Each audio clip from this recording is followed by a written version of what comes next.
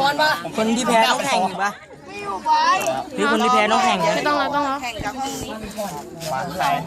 ก็หลุดแต่ลุงแม่ก็ยังเปลี่ยนเรื่องอาจารย์วิ่งกลับมาเฉยเดินหมดเลยอาจารย์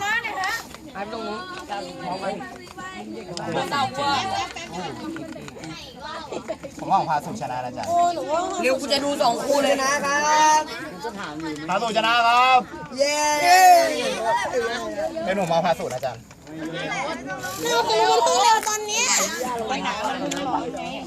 ไม่ใส่น้ำไปก่อนเลยล่ะใช่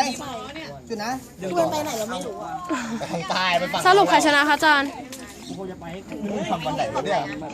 ดูทำวันไหนวะทำวันไหนวะทำแบบงานนะมันสุดยอดอยู่หน้ายังไม่ไหม้ด้วยโคตรโฉดพักเรือมาให้หน่อย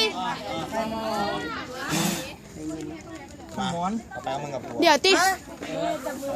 เอ้าทำไม